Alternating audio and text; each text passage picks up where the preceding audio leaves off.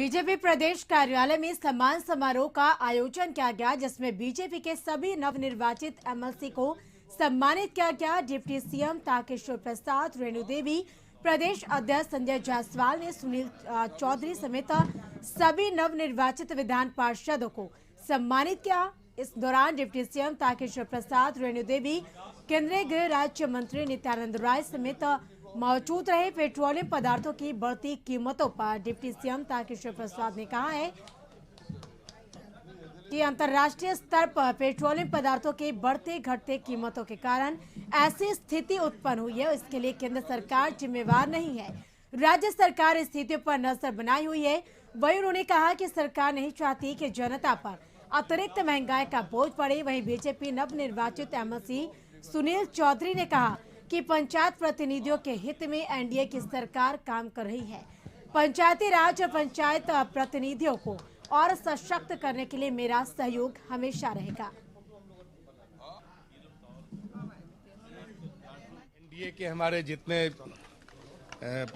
बिहार विधान परिषद के सदस्य का निर्वाचन हुआ है, उनमें से जो भारतीय जनता पार्टी की ओर से जो बिहार विधान परिषद में हमारे उम्मीदवार जीते हैं, उनका आज अभिनंदन था।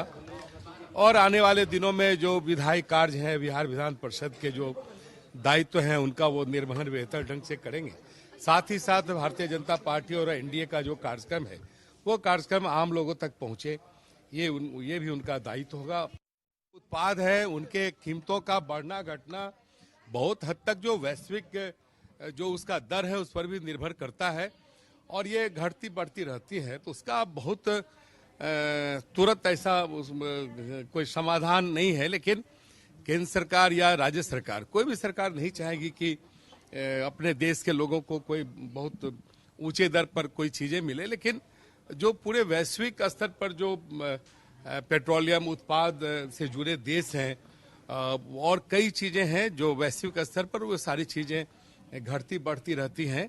और केंद्र सरकार के बारे में अगर माननीय मुख्यमंत्री जी ने कहा तो केंद्र सरकार निश्चित तौर पर उसको गौर कर रही होगी। जनता के लिए मैं बना हूं, उनकी सेवा करूंगा। जनप्रतिनिधियों का सवाल रहता है कि सम्मान नहीं मिलता है, आप इस बात से सहमत हैं? हम शुरू से चुनाव में जब से शुरू हुआ है, मैं एक ही मुद्दा लेके चल रहा हूं कि जो हमारे जनप्रतिनिधि हैं उनको उचित सम्मान दिया जाए। मैं इसके पक्षधर हूं और उसके लिए मैं प्रयास करूंगा, लड़ूंगा बिना थके रुके। उपचुनाव हो रहा है विधानसभा में, वो कैसे देख रहे हैं? आगे क्या उम्मीद करते हैं? जीत रहे हैं। अभी हमारे अध्यक्ष जी बोले हैं ना, विरोधी लोग पहले जश्न मना लेते हैं, हम लोग रिजल्ट के बाद जश्न मनाते हैं।